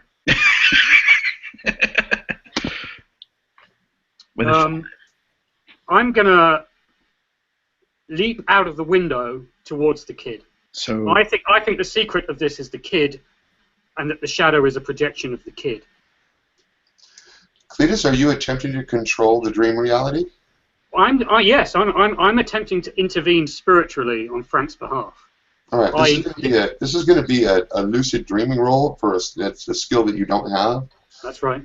So it's a straight psyche roll for you. Okay. You need to beat 5. Okay. Because you're not just going through the flame now, you're jumping out a window. Yeah, gotcha. And I fail by 2. Oh, I'll be by 3, in fact, if you include. I need to beat it by 1. God almighty. All right. You can tell me, or I'll roll it for you. You have another shock response. Do you think your initial response is to fluff it and fail to go through with it? Or No, is your initial response to go through with it but badly do it and fuck up? I mean, I have a suggestion here. I think I'm aiming for the kid, but the suit's in the way. In other words, I could wind up in the suit. You end up directly in the palm of his hand. Okay. You jump out the window and he catches you in his left hand. It's like King Kong. I'm like the girl in King Kong. Yeah, you're like about the size of a Barbie doll compared to him. Okay. He has got you in his hand, and with his other hand, he's smashing the window and reaching in to grab the other Frank. So, Frank, are you firing? I am out the window with jump jets assisting on the landing. Oh, another lucid dreaming roll. Cool. Okay, let's make this a 4. Okay. And I'm assuming jets don't add their bonus to this one. That's another 2. Motherfucker. No, it's not happening. But what does happen is that a giant hand smashes in through the window and it grabs you and pulls you out. He's now holding both of you. The smile is gigantically big. It's like preternaturally large. You get the feeling he wants to eat you. Open wide. All right, everybody rolls dice at once. What do we roll? Well, what are you doing? I know Frank is firing the gun. 5, so I've got a 6. Okay, I'm going to try and make contact with the evil child. Eye contact.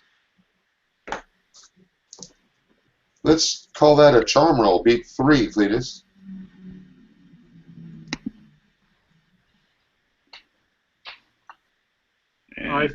I've beaten 3 by 3. All right, Cletus, you make eye contact with the kid. The kid looks up at you, and he's got a weird smile on his face, reminiscent of the big smile that the guy is wearing.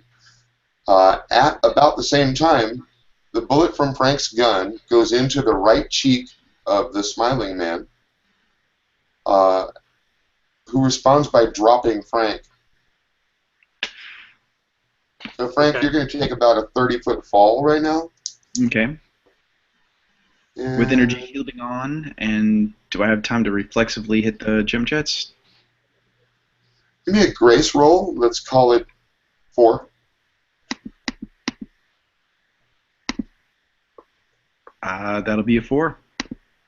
You exactly hit it. That's a yes, but. Okay, so you do manage to land, but you will not get another action this round. Actually, if the jets are actually doing their thing, then it's a 5. You're saying if there's a +1 for the jets? Mm-hmm. Which comes from where? The suit. My environmental suit.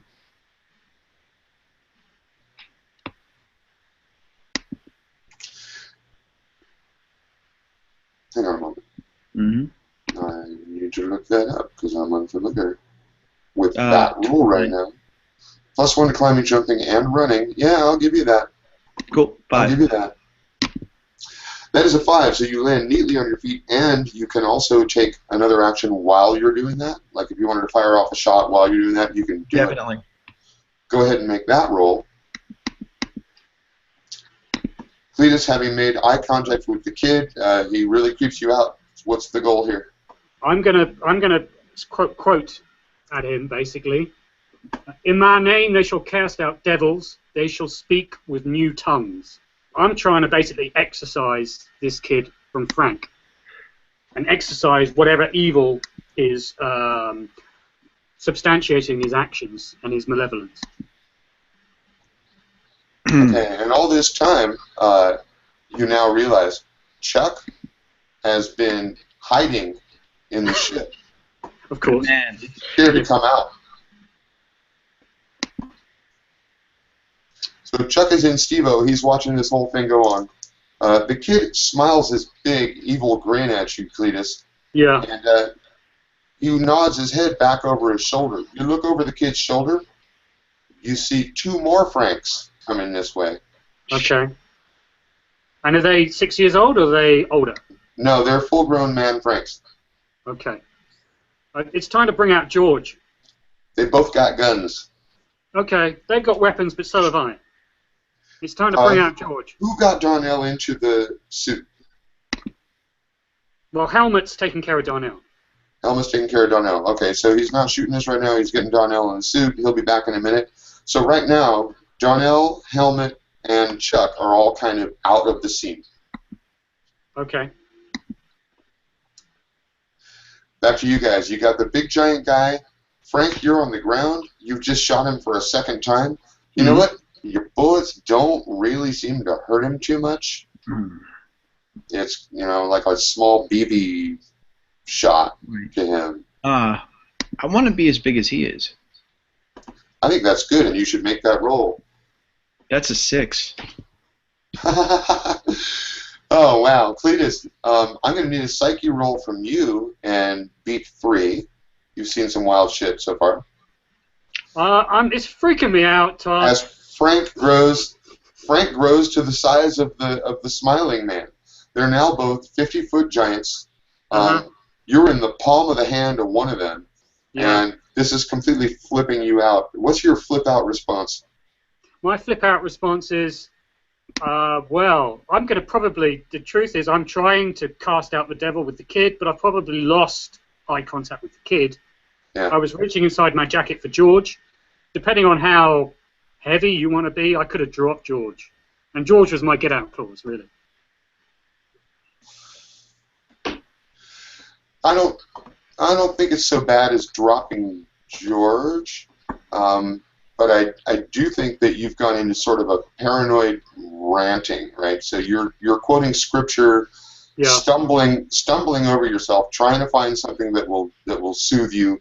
You're just sort of ranting maniacally. As far as anyone else can tell, you might as well be speaking in tongues. You're making no sense at all. Glossolalia is good. That's part of my church's teachings. You're going into glossolalia, and you'll be able to do nothing this next round. As the big man drops you to the ground and focuses his attention on Frank. He's going to try to kick. Ooh. Do I still have the fireman's axe? Yeah, why not? That will be a might roll. You've got no adds to that. Ooh, Big Frank tries to kick you in the groin, misses. I got a 4. Back in a second. Okay.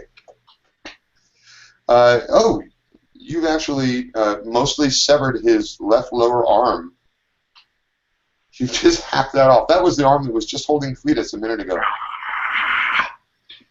He screams in rage and points his big giant gun in your direction, and it's another frame, which we can do without Cletus because he's stunned this round. So let's roll again. I'm firing, and you're swinging an axe? Yeah? And actually, let me see. It does, +1 when carrying. Okay, it does not come. No combat actions. Cool. So clear, roll. My best is a 5. I got a 5. You're tied. Okay, so we both get a yes but on each other. So right now we're kind of like clenched in combat, sort of leaning against each other. He's losing a lot of blood. You're also wounded. Okay. Nothing effective happens this turn. And there are little people on the ground under your feet that you have to be careful of. I'll be careful of Cletus. I also mentioned that I upstairs I had activated the energy shields. So and I've actually marked off 2 power for that. So yeah, I'm gonna take another swing. Okay, Matt, the 2 giants take swings at each other. Both of them do a little bit of damage and not as much as they had hoped. Now they're sort of leaning against each other as the little people in the street, one of which is you, scramble to get out of the way of their giant feet. And they are swinging at each other again. I got a 4. I got a 2. You have squarely hit me. Are you shooting? Your gun? What are you using? That was the axe. That was the axe? Yeah. Okay, so you're coming down from above, so that's a shoulder hit. It's the same. Whoa, you're like on this guy's left arm. You've hacked off his left arm. Guess what? He begins to get smaller. He's now shouting, "I'm going to kill you, Frank Frass. You're going to stay right here forever. You're not coming back there again." Grab him by the head. Rip his fucking head off. Cletus, you're on the ground. Taking any action? Yes. I'm going to try and use George as a lasso to lasso anti-Frank's foot. All right. That sounds like you're manipulating reality, lucid dreaming. Yeah. This is the psyche roll. Okay. I'm great at psyche. Yeah. We want to beat 5 here. Okay. Here we go. I'm not saying I'm crappy. I'm saying I'm really crappy. All right, you're talking in tongues. You're making no sense. You're shouting at your staff. You're ordering it to turn into a giant elongating snake. Nothing's happening at all. This is you just look like a raving madman right now, and you're tremendously aware of that. Okay, but it's not the first time. Back to you, Frank. My high roll was a 5. I got another 5. Once again, we managed to do only glancing damage to each other. We are now dangerously close to the Steve-O. If one of us rolls a butt, he may end up stepping on the ship. Shit. Okay. All right, I'm going to move away and head back toward the apartments. All right. There are now 4 man-sized Franks on the street who are sort of encircling Cletus. Okay. And their intention, Cletus, is to keep you back so that you can't help Big Frank. Okay, well, my response is to get into the ship and convince Chuck to take the ship up. These fuckers are not atmospherically maneuverable. These boxes just disappear here and appear there. Right, okay. Okay, I'm going to run between the legs of the Big Franks. When you run into the ship, by the way, you see Chuck has some sort of weird medical inhaler device that he's shoving up his nose. Okay. Okay, I'm going to take that out of Chuck's hands and take a hit. All right. Chuck looks at you. His eyes are fully dilated. He's like, "Let's do this." Yeah, I need some lucidity, Chuck. Give me some lucidity, man. Fuck lucidity. Are you hitting the thing? Oh yeah. All right. So a sort of a burning jet of moisture releases itself into your sinuses. You probably have no idea what you've just ingested, but it's Zoom Zoom, which enhances your senses and will keep you from needing any sleep for the next 24 hours. It's really, really clean speed and allegedly non-addictive. Okay, great. Of course it is. And for the next 24 hours, I'm going to see things a bit more clearly. I need some clarity here, Chuck, and I'm grateful to you. Chuck says, "I'm totally ready. What do you want me to do? We're going to shoot this fucker?" We're going to take down the Big Frank, Chuck. There's too many Franks out there, and there's only one Frank we know. There's nothing on this ship to use. I don't know how to use any weapons. Well, we got the winch. He's pointing at the grappling winch. There's this. It sends out a hook with a rope. Yeah. It's the only thing on the ship that might be used as a mounted Chuck. weapon. You want to hit that corner of the building there, just in front of the Franks, so when they step forward, they trip over the grappling hook. You got that, Chuck? Visualize, Chuck. Visualize. Yeah, let's do this. Okay, so Frank, or rather Chuck, grabs the controls. He aims it and he fires. He rolls a 4, which is not good enough this first time. He pulls the winch back in. Let's hop out to the street again. Okay. Frank and the Smiling Man. What you doing? I am. I took the time while moving away from Steve-O to drop the axe and pull out my rifle, and I'm gonna lever a shot on that fucker. My high roll is 6. I'm taking a swing at you. My high roll is a 7 with the +1 from the rifle. You have hit me, and I have failed to hit you.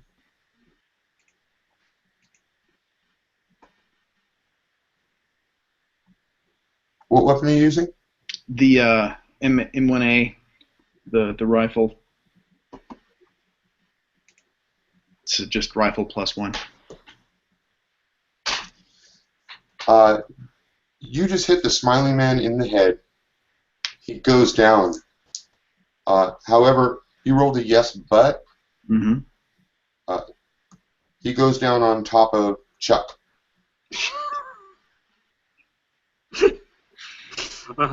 Our second pilot. Okay.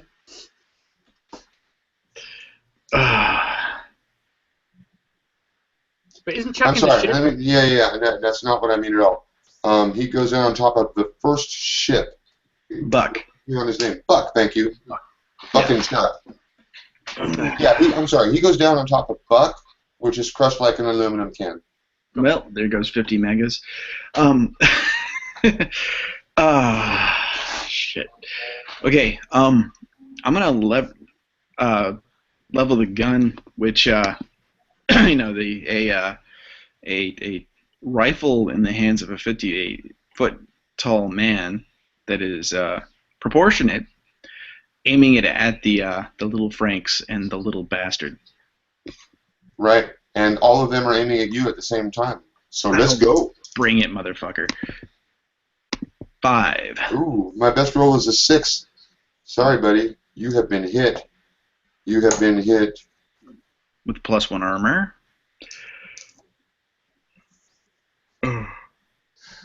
Thank you. You have not taken a point of damage, but you have been knocked off your feet. Okay. You've been hit by several rounds, actually 2, which knock you to the ground. But you do still get your roll, which was a 5. Which was a 5. You hit one of my guys. Your bullets are so big, I'm going to call him dead. Woohoo! You take out yourself with a big giant bullet, like the size of a football. It just knocks a hole in it. That's an experience point for you. Yay!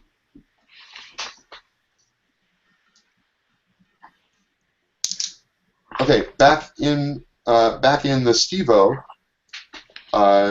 Chuck has finally managed to secure the grappling hook to the wall. Yeah. Okay. A little bit late. Yeah. Okay. They've already gone beyond. I take it. Well, the big smiling man has now fallen on top of the other ship. About 10 feet from you, the other ship is now crushed beneath his weight. Yeah. Okay. I'm going to try once more, third time the charm, to call forth George. And I finally understood that when amongst the heathens, you have to do as the heathens do. Todd. Let's And see I'm if going you to call. can. I'm going to call forth George as Quetzalcoatl, the feathered serpent, and I'm going to try. And I'm going to try and mount George and fly him into the sky. Let's see that roll.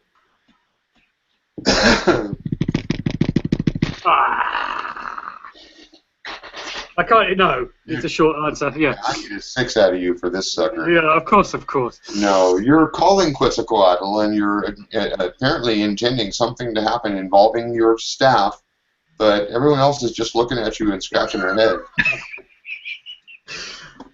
Basically, Cletus has been like a wet fart in an enclosed room. You know? Now, Frank, you have seen people undergoing subjective dissonance shock before.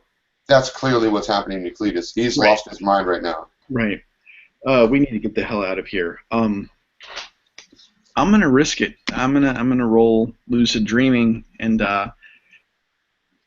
just conflagrate the rest of those fuckers and get back in the ship. Ooh. 6. They all burst into flames. I shrink Take back. another experience point, Frank. Cool.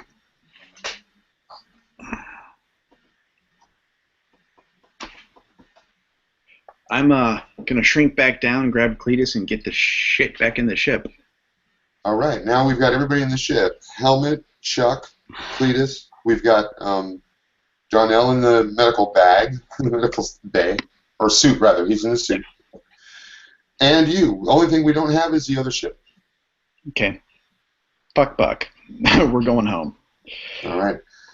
You're going to need to program a subjective slip back home. I believe that's a DL5. Okay. For dynamic or nav or dynamics? Well, it doesn't really matter. It's all brains +1. Yeah, this is for slip dynamics, but you know what? You've done this slip before, so you get a +1. +1. So I get +1/+1. Cool. That is a 7.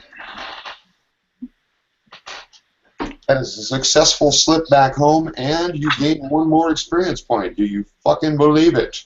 Yeah. You're racking up the XP. Cletus is getting nothing tonight. Well, Cletus has been like he's basically been a spare part. Subjectivity is not. I don't think he underestimated the extent of Frank's inner space. Let's just say now that. Now you know what tripping is, bro. Yes. Yeah. You do both get 1 experience point for slipping out and another one for slip back. And Frank, I'm going to give you 1 more for saving Darnell's life. Excellent.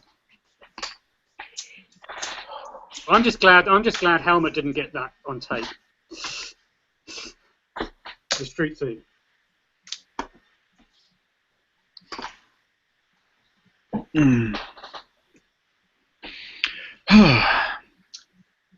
You're back at Tracy Island. Chuck is just grinning. He's like, I don't know what the fuck that was about, but that was awesome, and I'd be happy to fly with you guys anytime. Can I get the rest of my money? That's that guy right there. I'm heading. Okay. I'm taking myself and Darnell to the med bay. Okay. We just need to get a debrief from you, Chuck. That's per the agreement. Okay. So, is Helmet well enough to film this?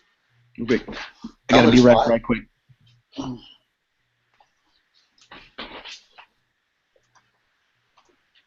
Helmet's doing fine. Actually, Helmet succeeded on his first psyche roll, and I didn't roll for him after that because he took the dream reality in stride. Remember, Helmet looks at everything through the camera lens, so everything seems kind of not real to him anyway. Yeah. Okay, so I'm going to get Helmet to film Chuck saying great things about the street scene. We're not going to invoke any subclause about